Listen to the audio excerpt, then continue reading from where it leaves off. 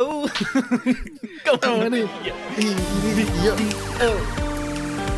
right, we are live. Hey, what's going on, you hot dogs and chili dogs? Welcome to Respawning Fire, the kick-ass irreverent gaming podcast from Untitled Idiots. It's episode 250. Hey, by the way, Chad, 250. It's a big number. I'm one of your hosts, Adam, sucking on the chili dog, Gumbert. And today we got with us, you've never even been to West Virginia, Chad Michael Ennis.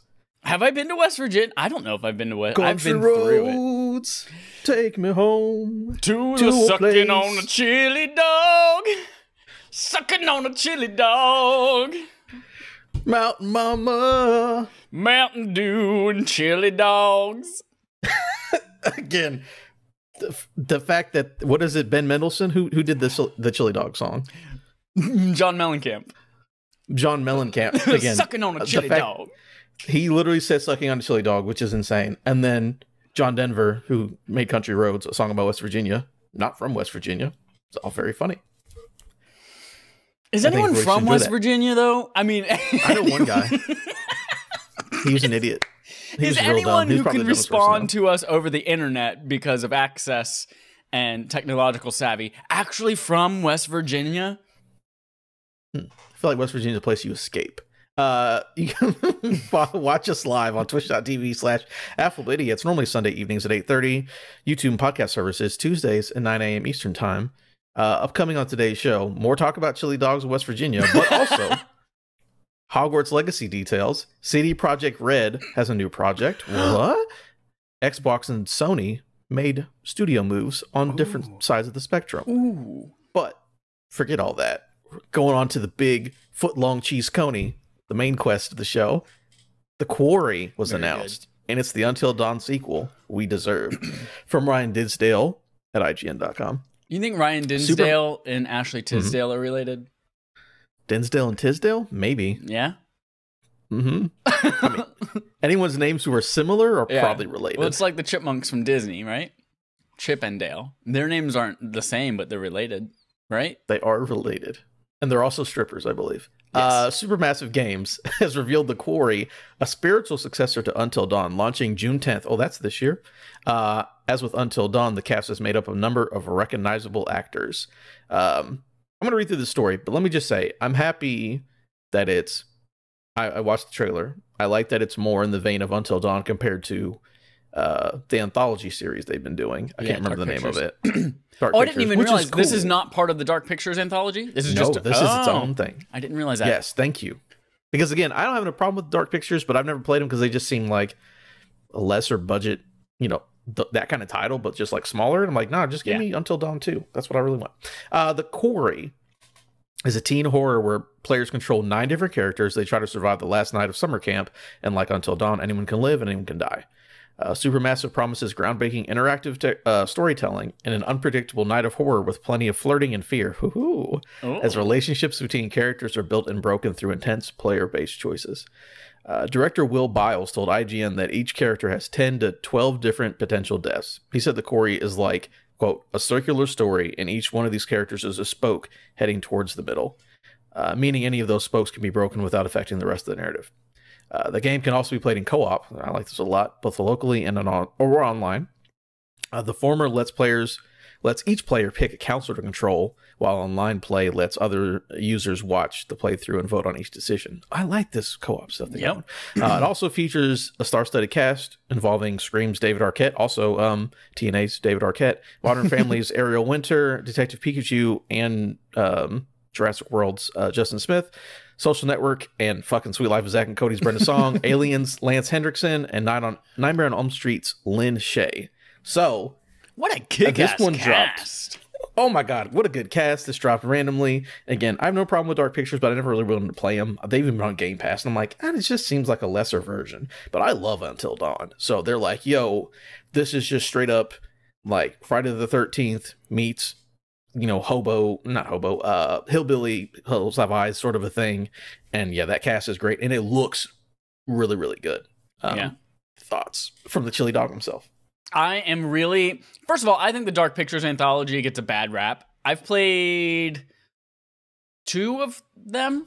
one and a half of them. I've played some of them. I know that for sure. And I think they do some really cool things with, especially like if you're playing online co-op with people. Like I remember Holden and I played the very first one, and it's just like the complete different perspectives that you have at the same time. And like I'm on a submarine, very light spoilers for the very first game of the Dark Pictures anthology series. I'm on a submarine, like running away from this monster that's trying to kill the shit out of me. And he's on the other side as this person trying to like catch me and calm me down or something like that. As we're friends, but I see him as a monster and he sees me, and then I end up like, I think I kill him or something like that, or I have the option to kill him because I think he's and all of this happening, like we didn't know each other. Like he was chasing me and I didn't know that he was. Yeah. Anyway, so like they do some really cool things with that kind of asynchronous.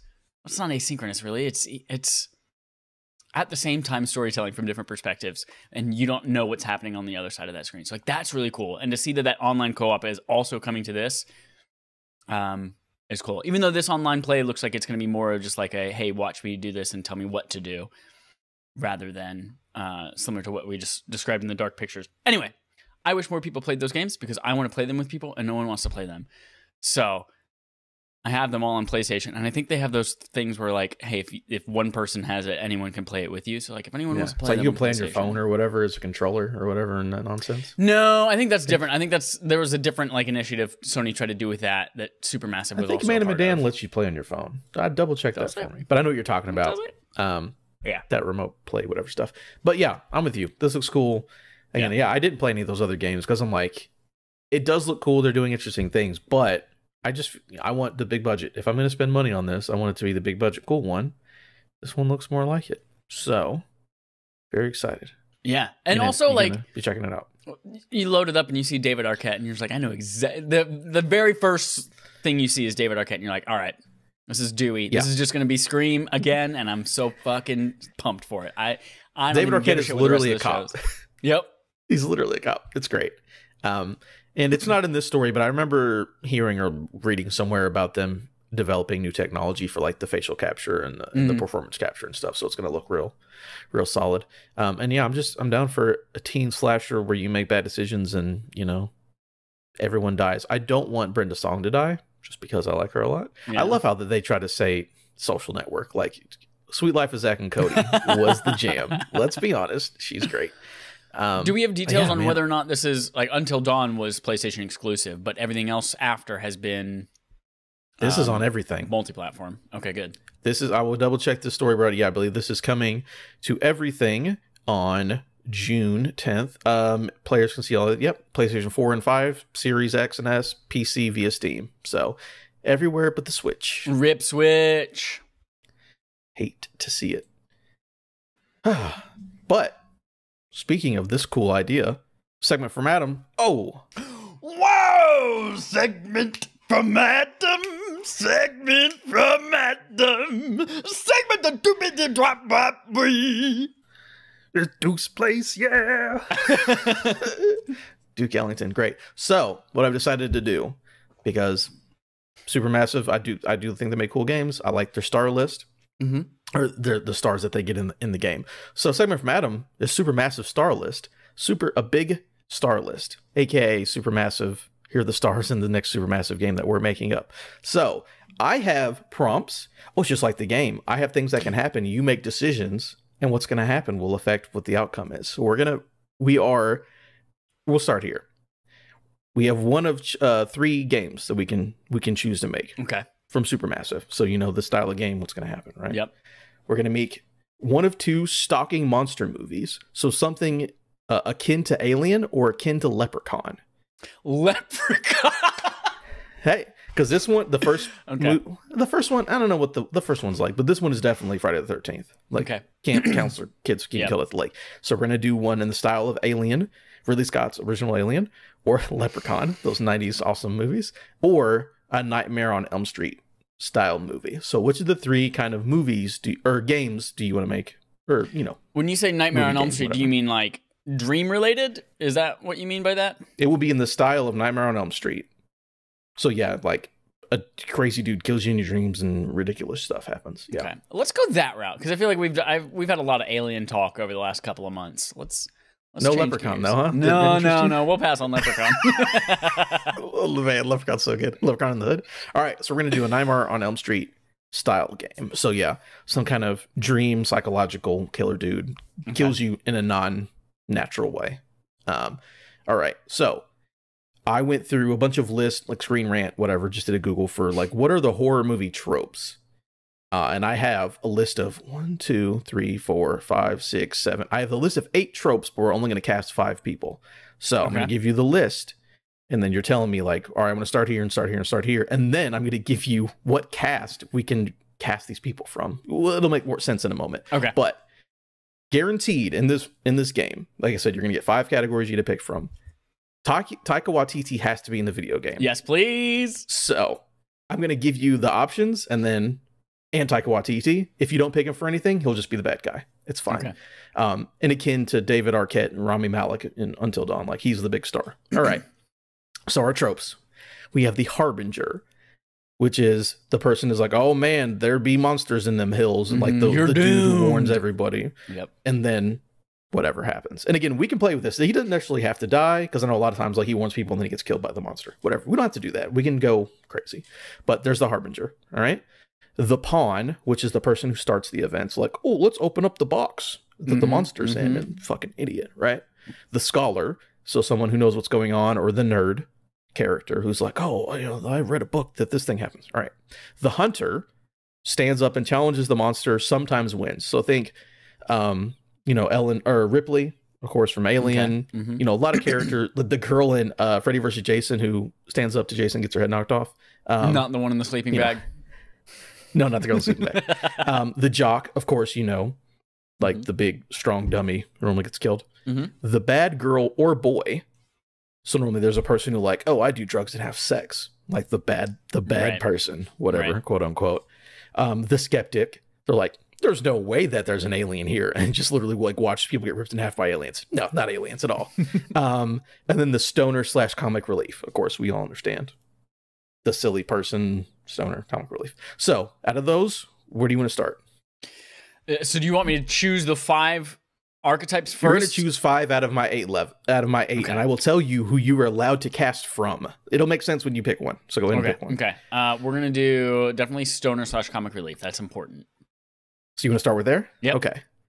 Stoner / comic relief is going to be one of the 4 members of Impractical Jokers or Taika Waititi. So this is... I didn't want to just have every actor ever, because they would just not make it, that's ridiculous. Yeah. So one of the 4 Impractical Jokers or Taika Waititi get to be the stoner / comic relief in our horror game. I really want Taika Waititi, but also like he could be so many other good things too. He could be a lot of things. Yep. And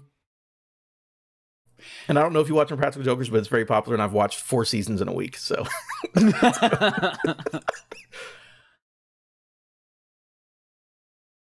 I'm gonna can we put a pause on this category? Can we come back to this category? Sure. Because I might want to use Taika Waititi there, but then I might use him we'll put elsewhere. a pause on that. All right. So one of your other ones. Do you need me to repeat any of the categories, or do you have them in we're mind? gonna go the Scholar. We need a Scholar. Gotta have smarts. Scholar. All right. Encourage those smart kids. Person knows what's going on. Yep. All right. So a James Gunn regular actor, or Taika Waititi. This is all.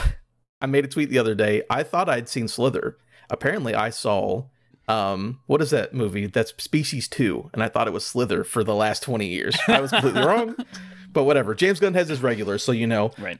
Michael Rooker, his brother. That's exactly who I was thinking of, Michael Rooker. I think that would be a really interesting going against type to cast him as the Scholar.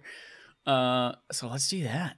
Michael Rooker. Michael Rooker is the Scholar. He's the smart boy in the. He's the smart guy. Smart guy. Great. I love it. All right. So everyone write it down. Michael Rooker is the smart guy. Yep. All right. What do you want to go next? Next, we need someone really courageous who stands up. What are they called? They stand up to him and win sometimes. The Hunter. Yep. The Hunter. All right. So stands up and fight the monster.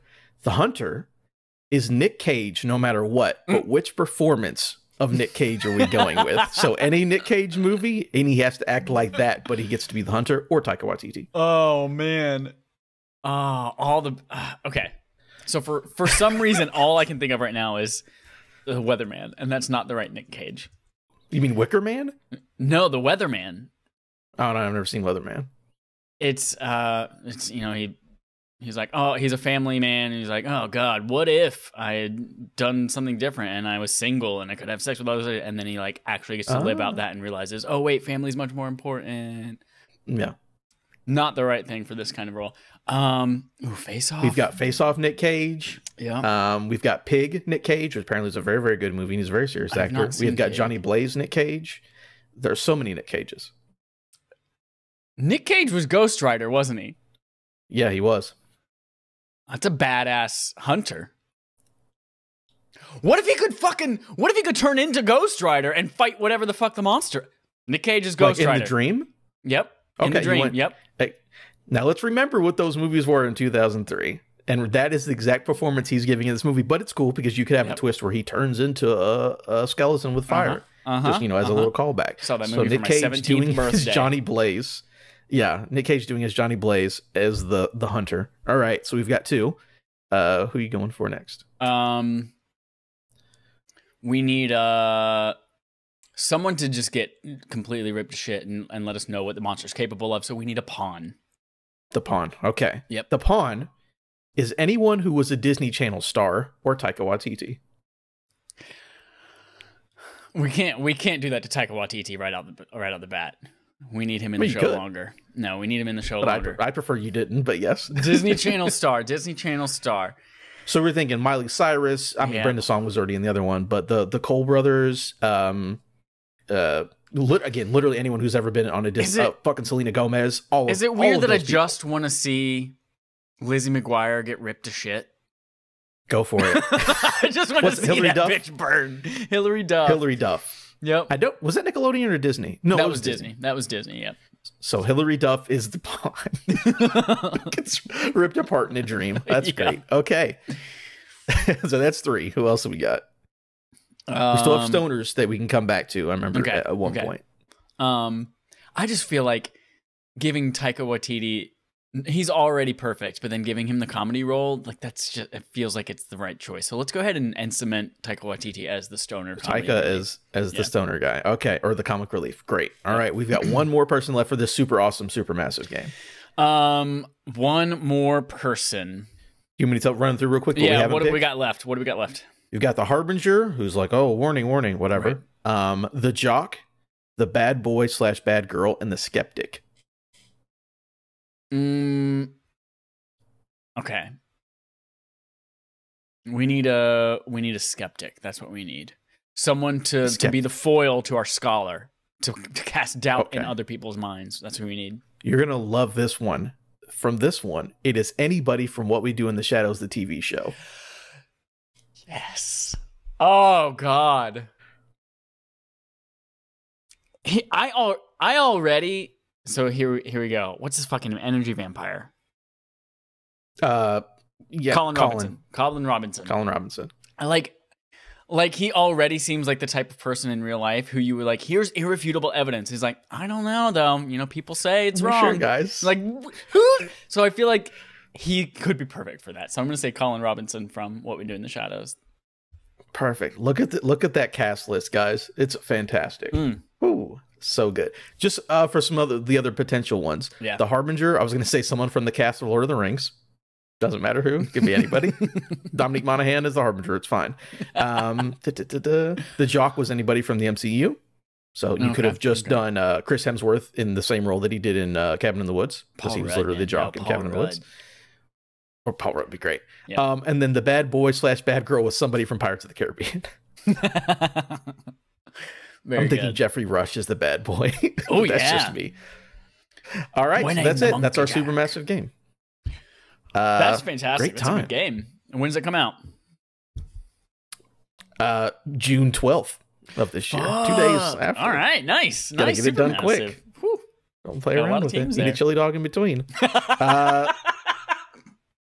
Speaking of eating chili dogs, we're talking about playtime. What's going on, Chad? I know someone said they were only here to talk about Destiny, so here we are. Yeah, here we go. We'll start with the big guns, the good stuff. Yesterday, Sunday, March 20th. Yesterday, Sunday, March 20th, was Audrey Watson's birthday. I'm trying to figure out, like, was that dumb to say her full name out loud? Am I doxing her? No. Everyone, if you know Audrey Watson, go. I'm not going to say anything offensive or that's going to misrepresent her during this segment. She's great. It was her birthday. Happy birthday. And one of the most wonderful things about her birthday is that all she wanted to do was raid for her birthday. She took off several days of work and she played nothing but Destiny. And then on her actual birthday, we all 6 of us. You know how hard it is to get 6 people with adult lives and jobs and pets and families to get an entire day where all they have to do is eat bagel sandwiches and cinnamon rolls and pizza and play Destiny? Like, that's tough to do. And we started our start time, because we're 6 adult people who have those kinds of lives. We started our start time, got up at 7 a.m. Pacific. 7 a.m. for this shit. Immediately, Joel's like, hey, y'all, I'm going to be an hour late. I'm like, fuck, okay, I'm going to lay down and look at my phone for an hour. Got some bagels, sent pictures to each other, got real big boners, and then said, let's go. So we jump on. We spend a total of like 10 hours. And on a good day, we will usually like spend a night or a day beating one raid. It takes us sometimes, like, I think our fastest raid clear is like an hour 45. And then our like usual is more like 2.5 hours, 3 hours. So that's some context. We fucking blew through 3 raids, Adam. 3 raids, including this week, for the very first time, we cleared the new raid, the Vow of the Disciple, which I had talked about last time. It was like, hey, yeah, we got close, blah, blah, blah. Tuesday night, our plan was, all right, we want to raid for Audrey's birthday. We want to beat this raid. What if we can just, like, make a little bit of progress? Jerica can't make it, but we'll have this random new Neil stand in who's pretty good, and we'll have him kind of just run through an encounter or 2. We fucking ended up beating it in 2.5 hours. We beat the whole new raid on Tuesday night while Jerica's laying in bed listening to us win the raid without her, because Audrey and Jerica live together.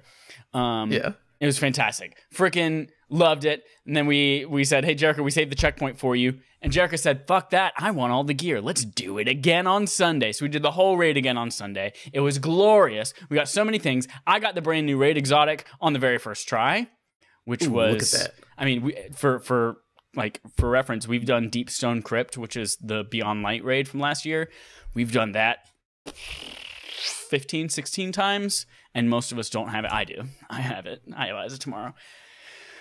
But yeah, most people don't. So the fact that I got on the first time means I'm pretty fantastic. So that's dope. Freaking loved it. Already made a new raid poster. Actually, I don't think I've ever told anyone in the world on this podcast. I'm making like posters that kind of go along with each raid that we've done, and then like eventually I'll print them on some of these big metal things behind me and hang them up, and it'll be cool. Anyway, so that was dope AF. And then we're like, what do we want to do now? We're rolling. We got all this momentum, and then we had to take a sponsored Domino's Pizza break, because we are sponsored by Domino's Pizza during raid time. Dallas had to go get one. Oh, no, not Papa John's. Papa John's big old racist pizza. So he's been gone for a while, but yes. we do Domino's. And by that I mean only Dallas went and got Domino's, but we talk about it every time. Yeah. I had M&M's, a brand new raid snack. I don't know if you've ever seen, I think they're brand new. I don't know if you've ever seen crunchy cookie M&M's. I've seen them. Yeah. Light blue bag. They're like crispy M&Ms, but the middle is like sugar cookie flavored.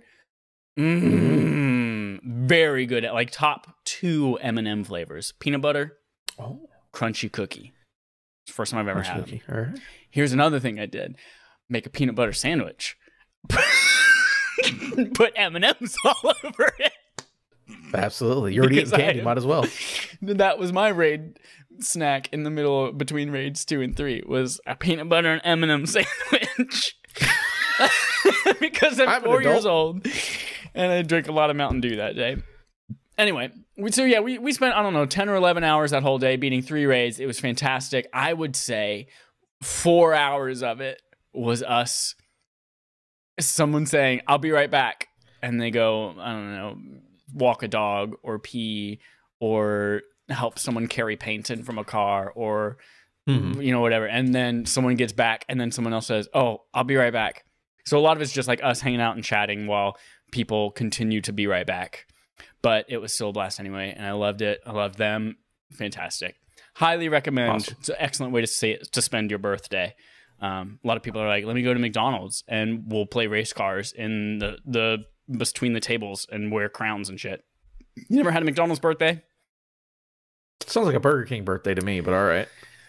I don't know. I've only seen film like recordings of my brother and sister's birthday at McDonald's. I never had one myself. Okay. You see, you have to go to Sonic because you can get a chili dog. You can get a chili dog. Yeah. How weird is it that there aren't hot dogs at other places? Yeah, it's like the only place you can get a hot dog. It's really weird. Right. So yeah, Destiny 2. It was a grand old time. Grand old flag, high flying flag. And then I played 2 more things. I tried to make myself, outside of those 2 raid days, Tuesday and Sunday, I tried to force myself to not play Destiny.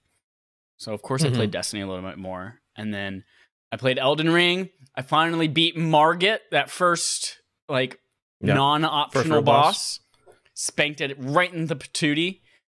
Beat it. I only took like 5 or 6 tries on it because I'm a freaking boss. So, but I'm also running a magic but no build. Big deal. Are you doing magic? Or are you doing cutty sword axe things? Cut. Well, whatever. People like to shit on magic users in Souls games, but here's what I've got to say to you. We picked the right tools for the job. Everyone's like, oh, use magic. All you gotta do is stand back and cast spells, and it's easy as shit, and you're not really hardcore. And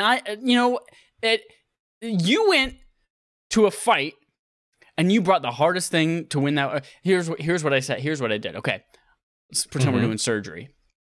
I walk in.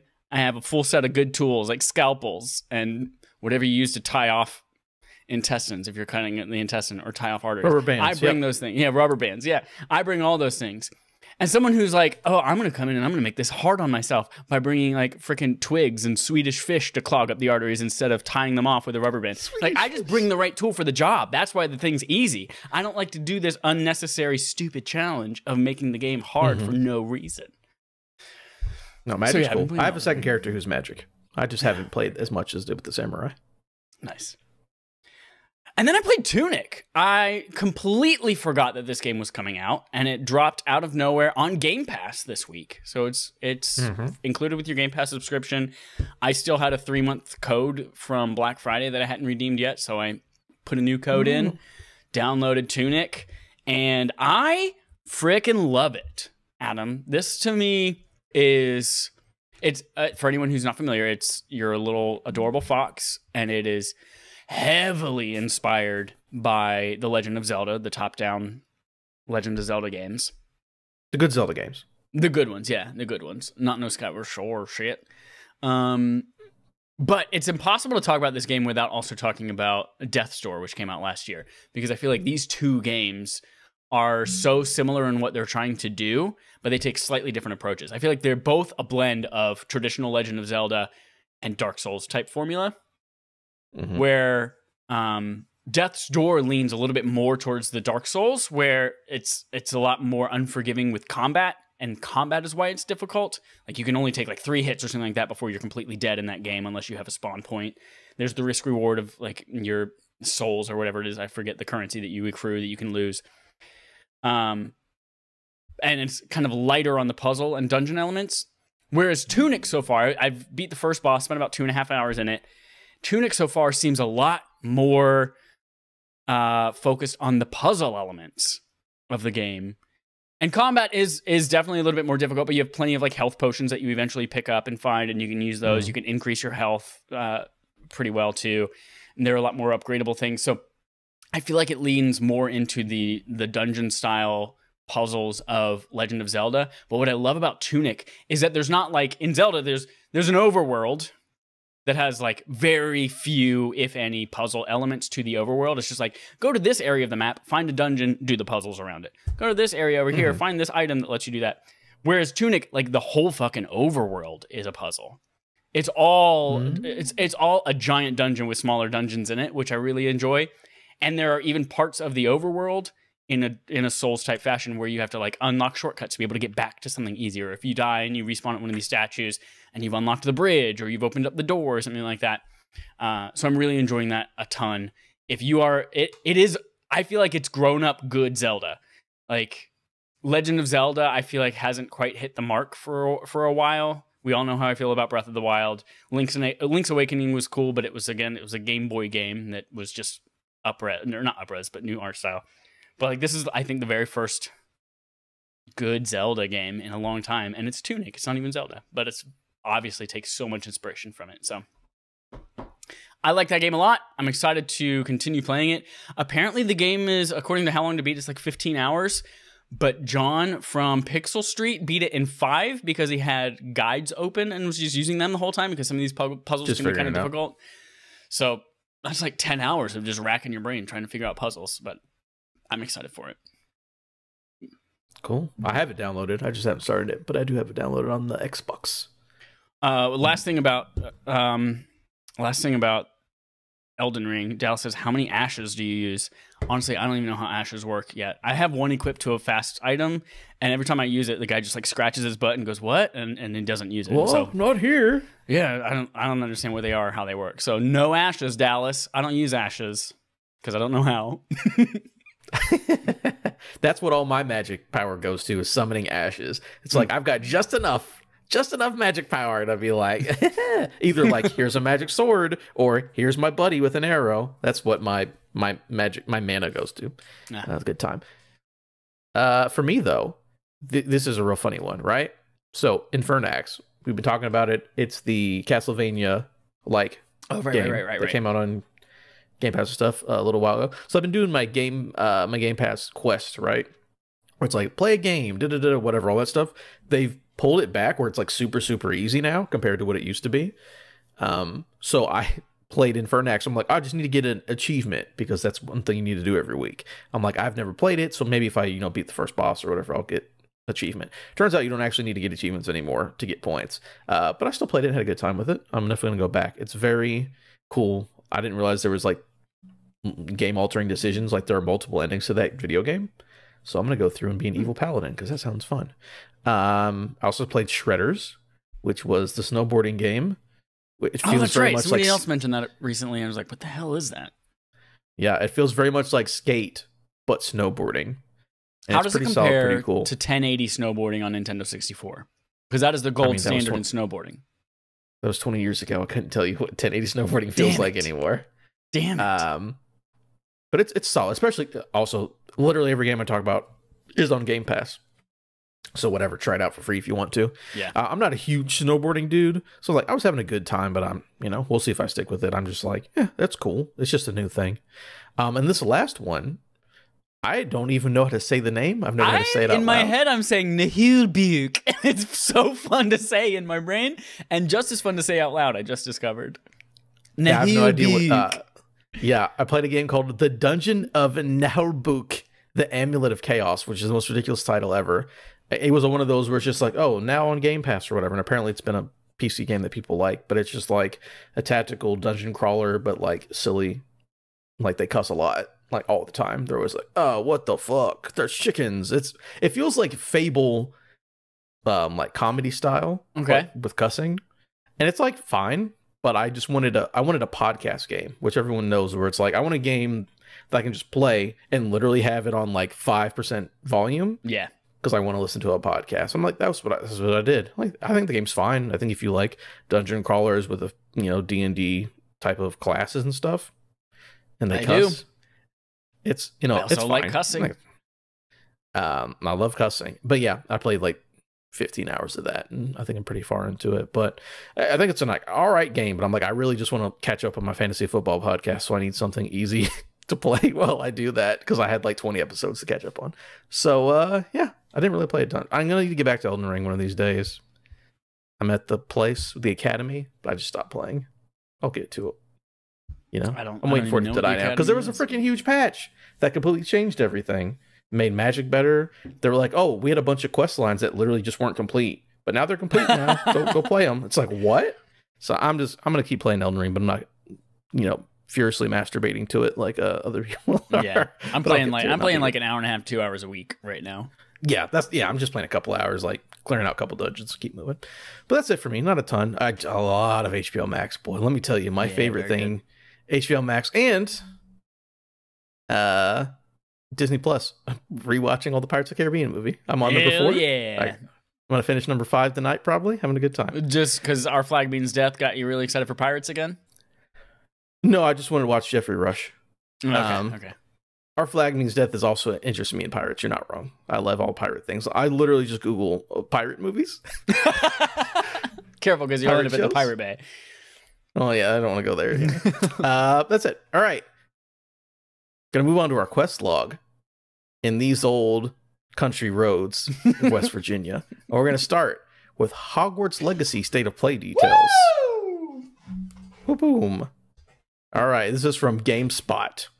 Okay. We got our first detailed look at Hogwarts Legacy during a stony Jesus fuck in heaven. J.K. Rowling sucks, by the way. Every article you read about this, they're like, hey, the game looks cool. J.K. Rowling's trash. And that's true. She's a trash person. Just putting it out there. We got our first detailed look at Hogwarts Legacy during a Sony State of Play presentation. Jesus Christ. I was listening to Kind of Funny, and Kevin couldn't say Suicide Squad. He just kept saying like Suicide Squad over and over again. And that's what I'm doing with Sony State of Play. 20-minute presentation showed off how you'll create your student, explore the grounds of Hogwarts, participate in classes, and do combat against enemies. You begin the game as a new student in Hogwarts, starting as a 5th-year student behind your classmates' skill level. You'll get sorted into one of the 4 iconic houses, meet up with classmates, attend various type of classes, practice your dueling skills. As a presentation noted, that takes place in the 1800s, so you won't see familiar professors. But you may see some characters, basically the ghost, because like they've been dead. You can see the ghost. You hang out with Nearly Headless Nick. You explore the castle. You'll solve puzzles. Discover dungeons and passages. You'll need to grow plants, brew potions in your free time. Area around Hogwarts is particularly dangerous and meant to test your skills. In combat, you'll have both offensive and defensive spells, as well as the ability to enchant or stun enemies with items like a mandrake root. So there's a lot. This is like a 20-minute video. I just watched it a little bit ago. I'll just go ahead and say real quick before you get into it. I was like, so there's been a lot of stuff, of course, with J.K. Rowling. People don't like her. Even fucking Warner Brothers is like, she basically doesn't exist. They don't want anything to do with her. So I'm like, there's a lot of discourse, people going back and forth. Like, should you like it? Should you not be allowed to like it? Whatever. I was like, I was like, on the game in the first place. I'm like, that sounds cool, but we didn't have seen anything about it. And then I actually watched the State of Play, and I was like, oh, fuck, that game actually looks pretty interesting. So we'll see how we handle this. But I think it looks cool. And I love that the combat is just like, you have a block and a counter in a fucking spellcasting game. You can just counter and combo people. I think it looks cool. I wasn't expecting that, but you had Chad. I'll stop cutting you off. The first thing I want to mention is I'm so excited about the setting of it. Obviously, yes, Hogwarts, like physical setting, but also the fact that it's in the 1800s. Because like, what a better way, there's no better way to embrace the world of Harry Potter without the baggage of the character of Harry Potter. Like, that character is poo-poo, especially the movie version of Harry Potter. He's only poo-poo, and I hate him, and he's stupid. But I fucking love the world that this trash woman has built and all of the things around it. So I'm very excited for this, to be able to experience all this magic and potions and werewolves and all this shit around Hogwarts without having to worry about, ooh, is the person going to look like Daniel Radcliffe? What about all the other characters? They're going to get the original voice actors? Oh, I can't compare this person to the movie person. Like, I'm glad that's not going to be part of the conversation. Second, the more I watched this thing, the more I was like you. I was like, I am impressed. I already was in because I'm a huge Harry Potter fan, despite the trash woman that makes it. But I was not expecting the depth of the combat. Like, I knew you were going to walk around and like, oh, you'll brew potions and you'll be able to like take classes with your professors and do all that kind of shit. But then the combat system just getting more and more in depth, and you can use all of these different spells.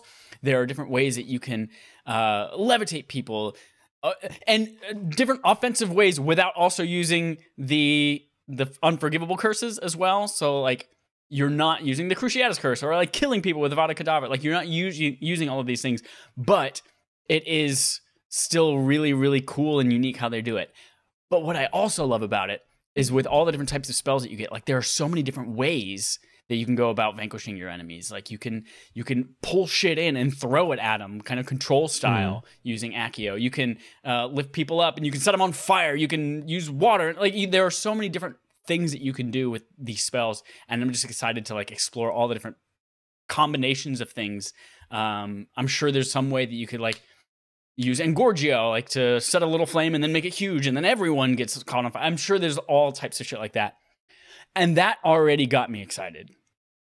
And then they're like, in addition to spells, you can also do shit like making mandrake roots, and you take it out of your pocket and it starts screaming and everyone is stunned for a second. I was like, oh my God, I didn't even think about that. And then they're like, also there are potions that can augment your abilities and make you faster or stronger. And I was Stone like, oh my skin God. Or whatever. Yeah, it's pretty cool. And they showed like the invisibility cloak. So I'm sure there's going to be like different stealth things that you can do. And the more I see of it, the more I just get so freaking jizzed for it. I'm so excited. Very impressive. Yeah. Way more impressed than I thought it was going to be. I was like, it'll probably be cool. I was like, oh no, like they were like by the end of that 15 minutes, it's like, fuck, that looks really good. Yeah. Yeah. And then I immediately read like 3 other articles about like, should I support this game despite its author? And I came to the conclusion personally, based on some stuff that like, yes, there are a lot of studios and people whose livelihoods depend on the success of this game. And I also came to the conclusion that like, this bitch is already one of the richest people on earth, and she's made $670 million as like her net worth or something like that. Like, there's not much I can do to put a dent in that, but I can support all these other people who are making a fantastic game despite the shitty IP or the shitty person that's created the IP. Yeah, we'll see when it comes out, but I'm like, yeah, I'm with you. Like, she's probably got paid for the licensing for the game. So I understand if you don't want to play it. That's completely fair. Me, I'm still like, we'll see when I get there, but I also don't blame anyone who also just is like, hey, she sucks, but I still like the thing that she made. Because I was thinking, it's like when you go through it, and if you really sit down, and she's especially worse because she's still alive, and she's like constantly saying it.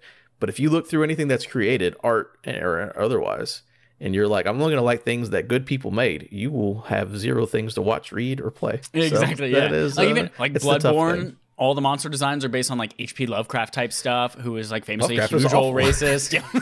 Yeah.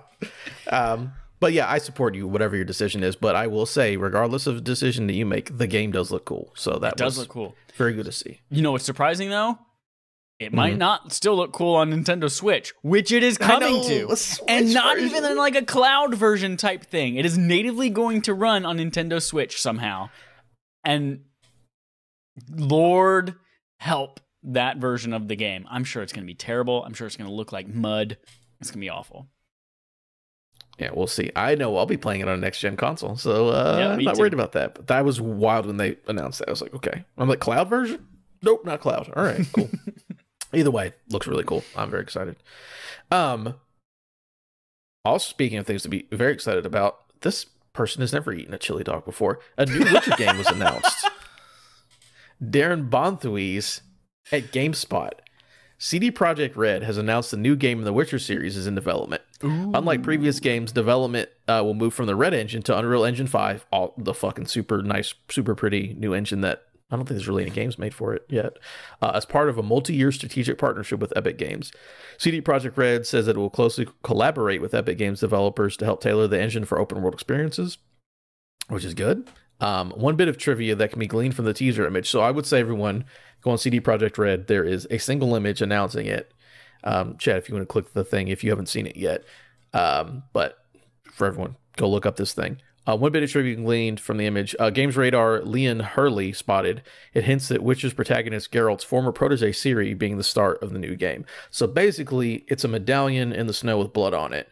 But it's a cat medallion, which apparently Ciri gets at a certain point. Your medallion is the school of Witcher that you're in. So it's like, oh, Ciri gets that. So maybe you play as Ciri, which would make sense because, I mean, she set up to be a main character.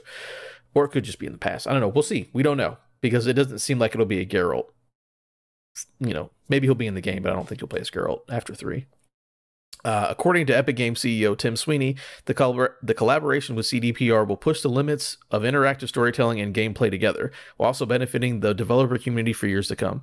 CDPR did know that The Witcher won't be an Epic's Game Store exclusive, indicating it will be able on the PC storefronts as well as when it eventually launches. So yeah, even though Epic's helping them out and they're helping out Epic, it's not exclusive. So which is, I think it's a good thing because Epic Game Store's fine. It's whatever.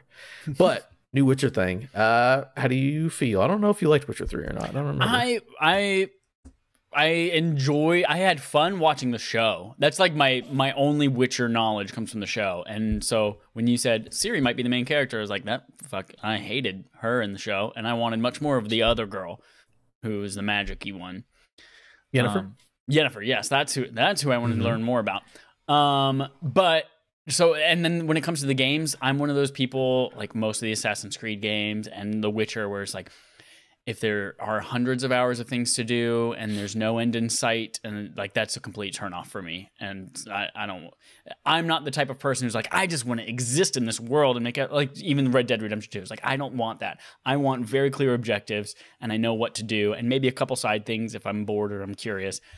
But yeah, so The Witcher scared me off. I've watched Holden play like an hour and a half of it, and I know that it's a very good game and people love it, but I have not personally tried to play it because it doesn't seem like it's a game for me. Mm-hmm. I will say that Ciri in the Witcher 3 games much better than the one in the show. I hate that. Well, I mean, she's annoying because that's the characters. No, Ciri in the game's awesome because it's also an adult Ciri. She's like in her 20s compared to being like a teenager in the show. Ciri's really, really good in the game. I like her a lot, and her backstory and all that shit's really cool. I'm very excited. Witcher 3 is one of the best open world games ever made. It is also, like you said, it is very long, very like live in the world kind of a thing, but it hit for me, and I was super into it. So we'll see, especially Unreal Engine 5, because we're going to start getting games in that engine, and it's going to be real pretty and real nice. And this game is fucking 7 years away or whatever, but I will definitely play it when it comes out. That's part of one of the benefits of switching to Unreal. And I saw Jason Schreier tweet that mentioned there was another studio, I can't remember, maybe it was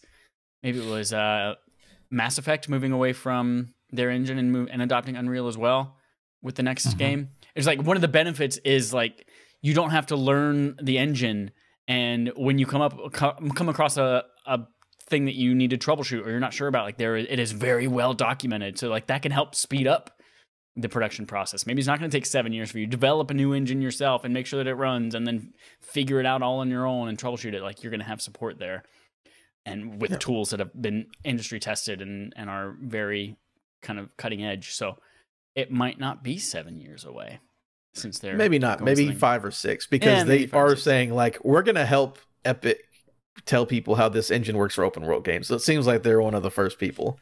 But like I said, regardless, it seems like the more common engine that people use is Unreal compared to like, you have to use Frostbite. And they're like, fuck. Yeah. I don't want to do that. Everything I've heard about Frostbite is like, everyone fucking hates using Frostbite. It's good for Battlefield, and that's it. Yeah. So, all right, I'm very excited. Let's go. Love Witcher. And then by the time this game comes out, maybe Henry Cavill's series will be over, has run its course, and then you can just Henry Cavill. Actually, there's already a skin where you can play Henry Cavill's fucking Witcher in Witcher 3. But anyways, all right, PlayStation buys a studio, and it's called Haven Studios. Ooh, what have they done, Adam? What games has Haven Studios done? We'll get to it. It's from Eddie McCooch at GameSpot. Sony Interactive Entertainment is buying gaming veteran Jade Raymond. There we go. That's the name. Jade Raymond's new studio, Haven, in a move that comes after the two companies announced plans to work together on a new IP. This new IP is a AAA multiplayer experience, in quotes. I don't know why it's in quotes, for PS5. So this was Jade Raymond's like, I'm making an indie studio, or Jade Raymond's like, I'm starting a studio after leaving Stadia because Stadia didn't make anything. Yeah.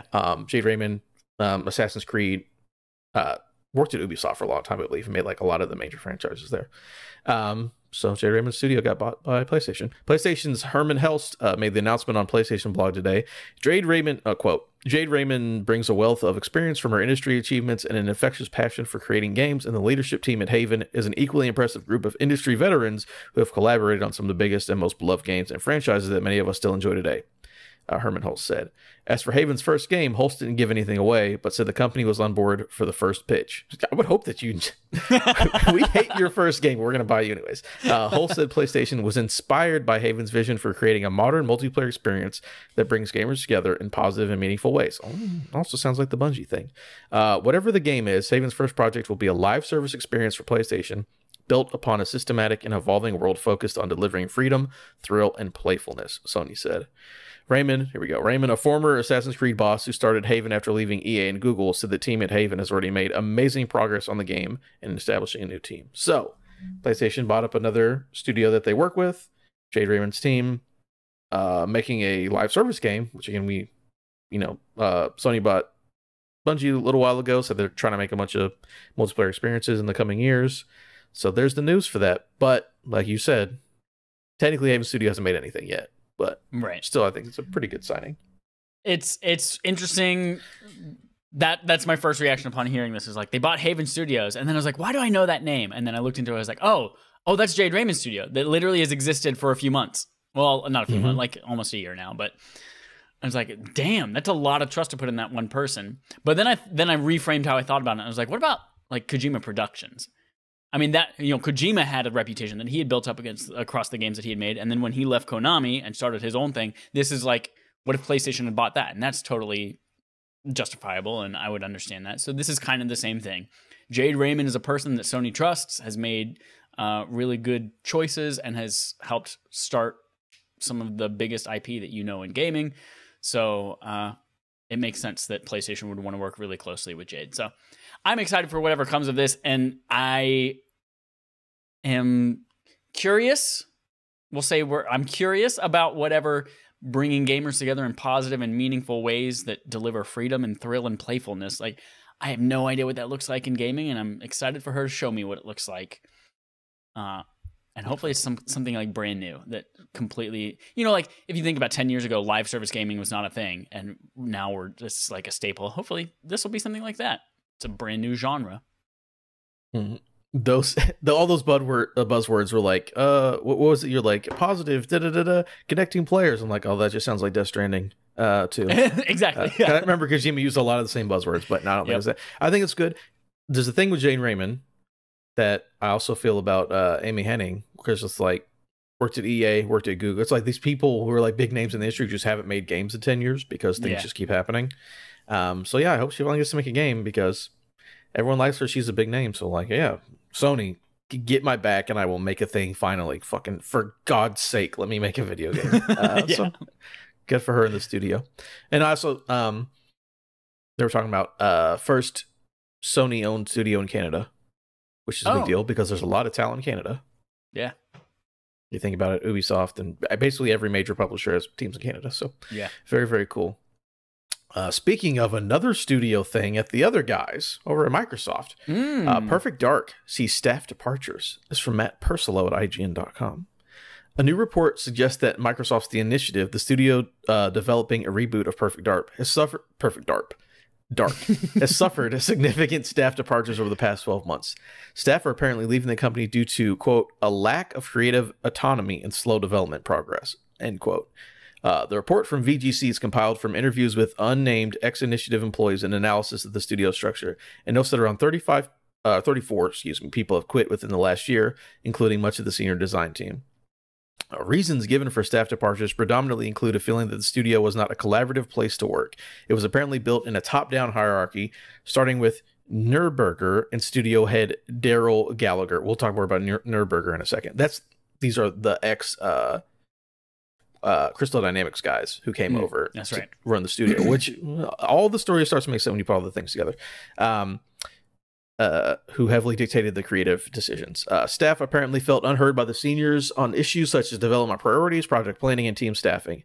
The alleged result of this was a project that developed painfully slow and a lack of company culture. VGC sources claim that the culture problem was part of a reason for bringing Crystal Dynamics on board as a collaborative studio.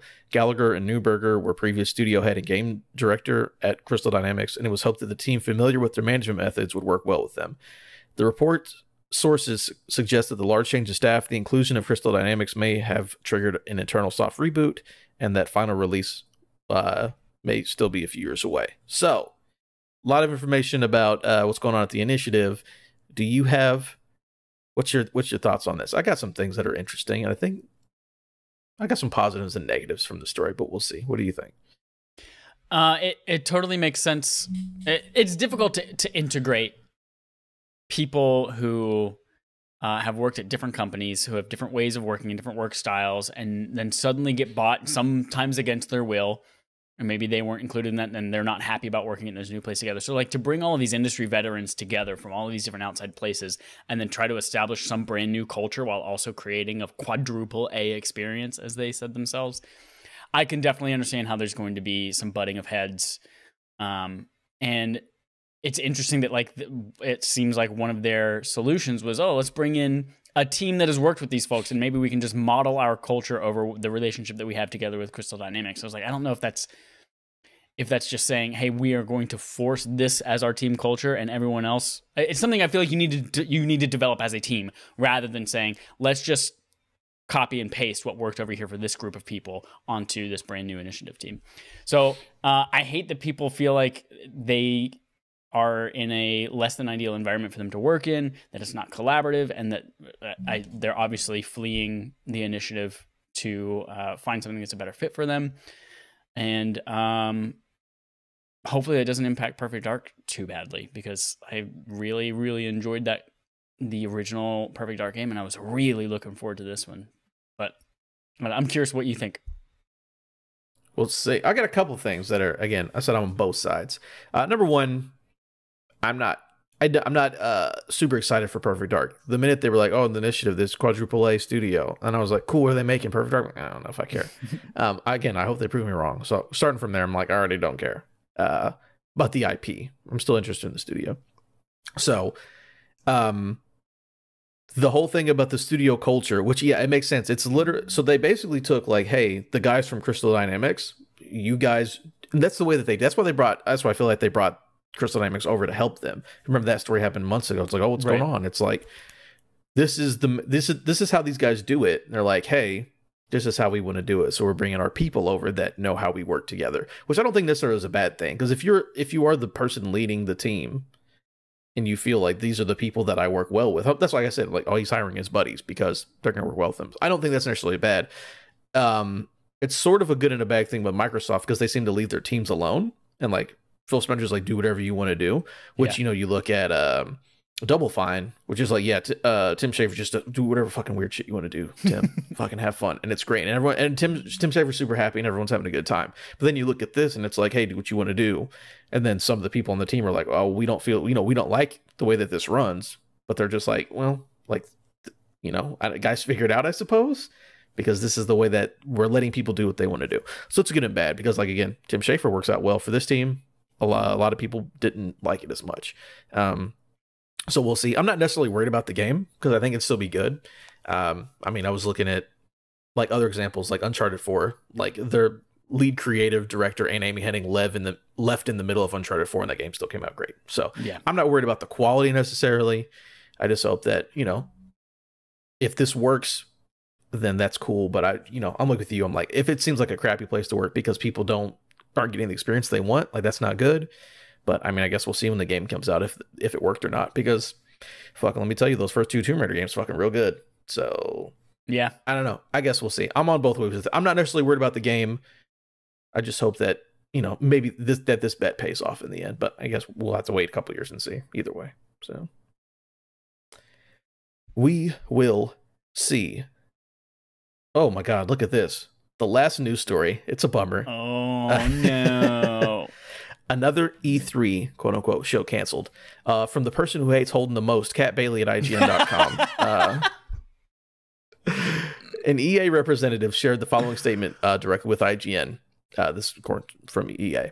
We love EA Play Live as it's our way of connecting with our players and sharing what's new with all of you. However, this year's things aren't lining up to show you everything on one date.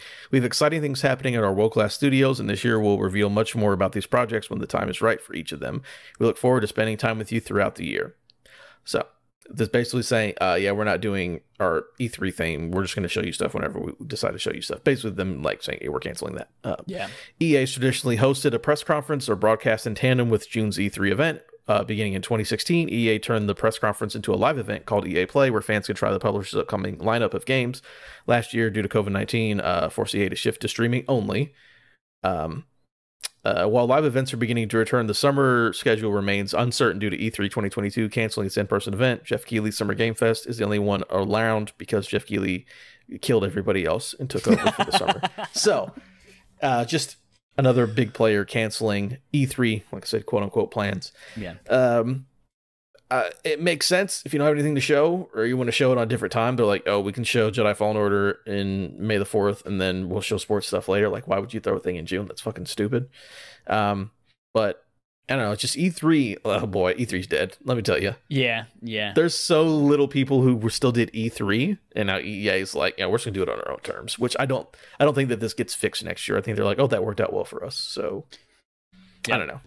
I'm gonna be honest. I think this is just more.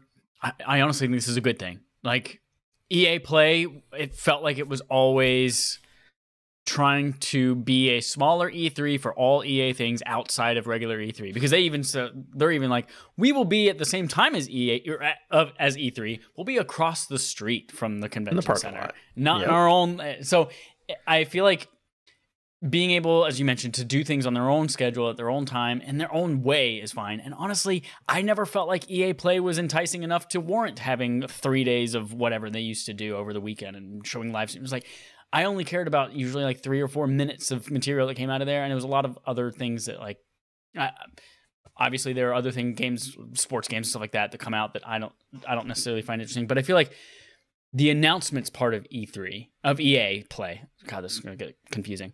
The announcements part of EA Play, I felt like we're so few and far between that, like, yeah, you might as well just break them up. EA Play itself, I felt like they tried to make like an in-person do this, like, hang out with other people who enjoy EA games and play them, but that's not what this is going to be. Like, they are going to reveal information at their own pace, which is great. I also feel like Jeff Keighley heard the feedback about 2 years ago's Summer Games Fest and how scattered it was and how much of a bad experience that was. And I feel like, hopefully, since it's returning this year, I feel like hopefully it's going to be a more focused thing. It's going to be like they've been doing the same thing with Opening Night Live and the Game Awards. Like, they understand that people want focused times for all of these things to come together. And it feels like Jeff Keighley is who game developers trust to do it well.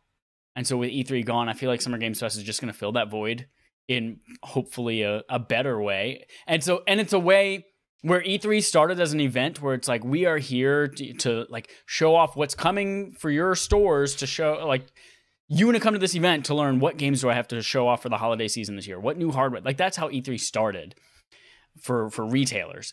And then, like, it slowly kind of morphed into something. It was always this weird in between, but Summer Games Fest knows what it is.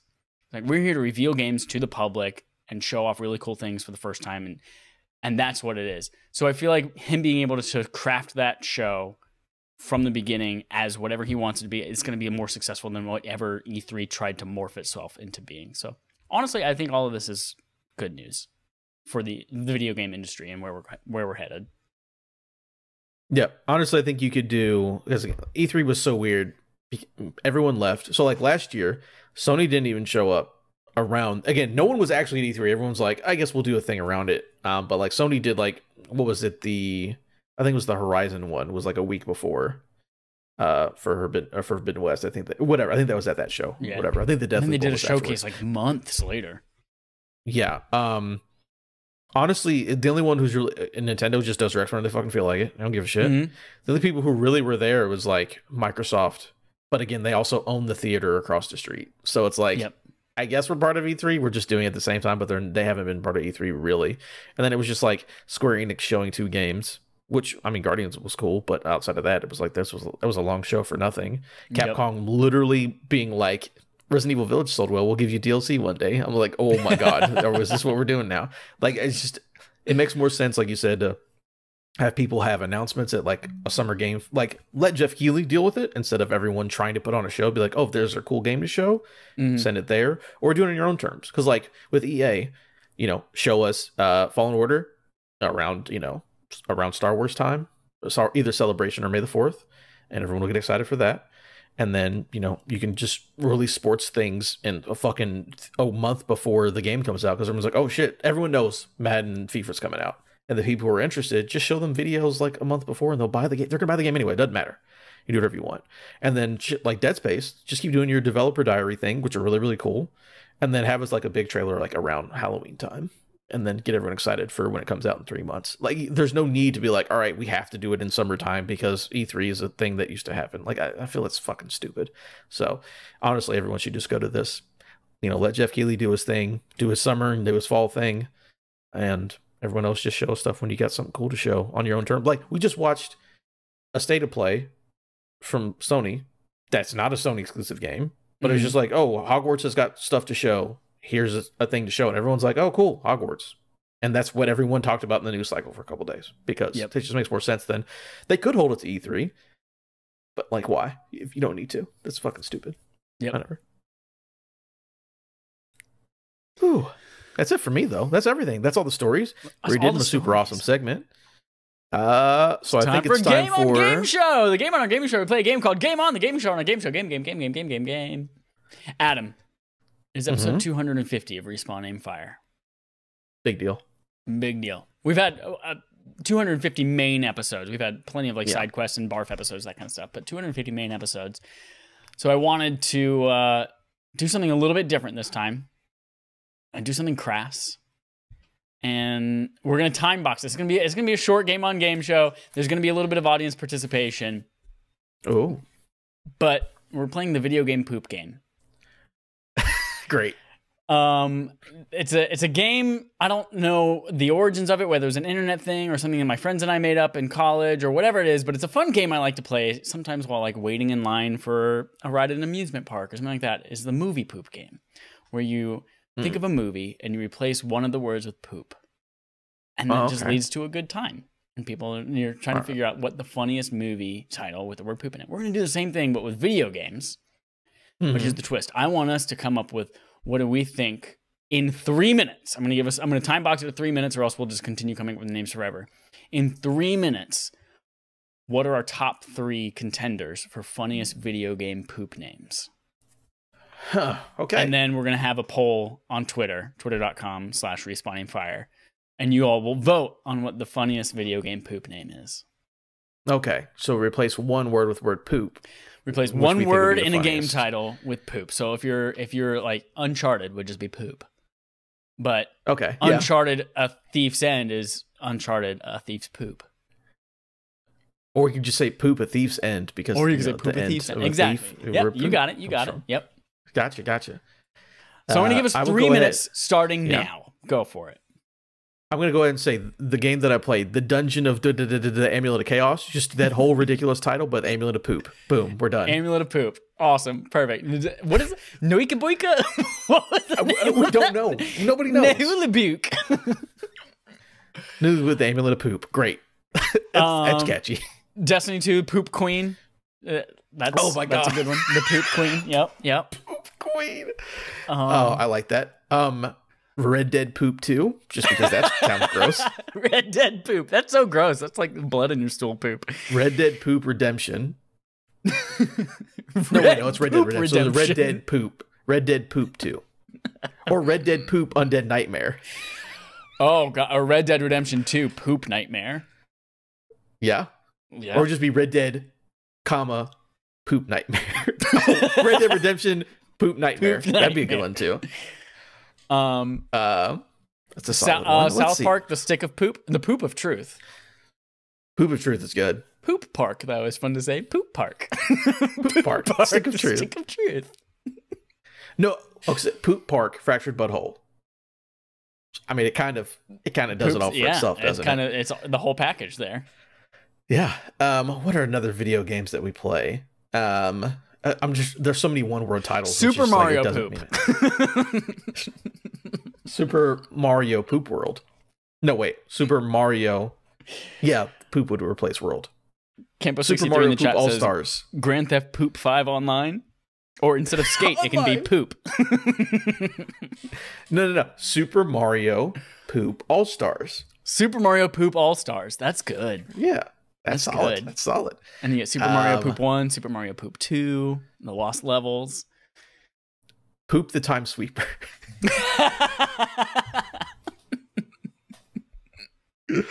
Or Blinks. Oh, fuck. Blinks the Poop Sweeper. Blinks the Poop Cat. Is that? No, it's Blinks the Time Sweeper is the game. Oh, Blinks the Cat. So Blinks the Poop Sweeper. You're right. There's no Blinks the Cat. Sweeper. It's just Blinks.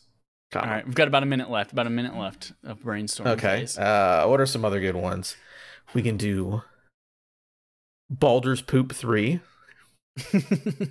Instead of Poop Baldur's Gate. Gate. It's like Pizzagate, but poop. Like there's poop in the bottom of the pizza basement. Poop Gate 3. Just Baldur's Gate 1, just Poop Gate. Poop Gate. There it is. There's got to be cooking poop instead of cooking mama. Cooking poop. Cooking poop with mama. Yeah, cooking poop with mama. There's got to be a cooking mama like subtitle. There's got to be a game with a crazy subtitle. So cooking poop and find the craziest cooking mama subtitle. Okay. It's like cooking poop, Pancake Express or something nonsensical. There's got to be something good out there.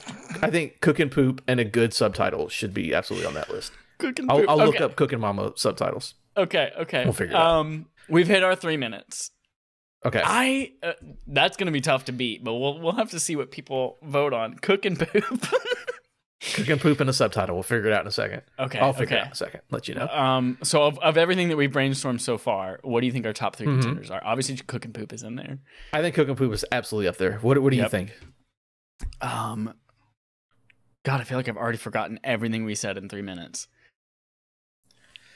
There was the Red Dead Poop Undead Nightmare. Oh, yes. Red Dead Redemption Poop Nightmare? Yeah, something like that. Yeah, Red Dead Redemption Poop Nightmare. Yeah, that's what it is. Poop Nightmare. Okay. There was the weird game that I played. Just Dungeon of whatever. The Amulet of Poop. I'm going to rule that one out just because that title is way too long for a Twitter poll. It'll only let us do 15 characters. You're probably right. Yeah. What about the South Park one that you said? Oh, yeah, South Park, or Poop Park, the fractured butthole or whatever. Oh, Poop Park. Or Poop of Truth, whatever you want to do. Poop Park, the fractured, that's it. Poop Park, fractured butthole. Okay. I think that's our 3. Okay. So no, the Mario one. No, we got to do the Mario one. Super Mario Poop, the Red Dead. Super Mario Poop All-Stars. Mario Poop All-Stars. Yeah. Super Mario Poop All-Stars, Red Dead Redemption Poop Nightmare, and what was it going to... Oh, Cooking Poop. And I'll find the subtitle in a second. So write it down so we don't lose it. I'm going to write it here under what I played. Cooking Poop. Subtitle incoming. Dead Redemption. Poop Nightmare. Super Mario Poop All-Stars. All right. We got it. Very nice.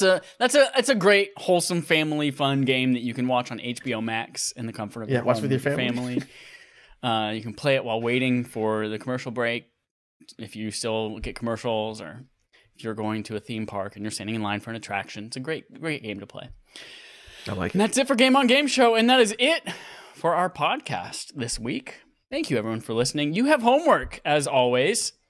You can go to patreon.com/respawn-aim-fire if you would like to become a patron of our show.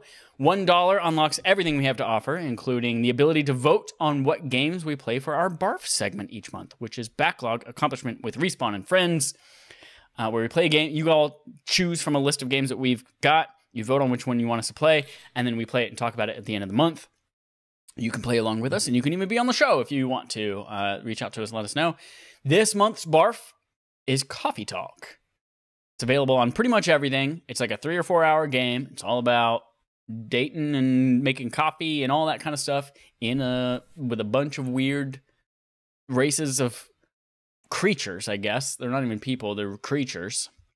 All sorts of fun shenanigans to be had. So looking forward to playing that.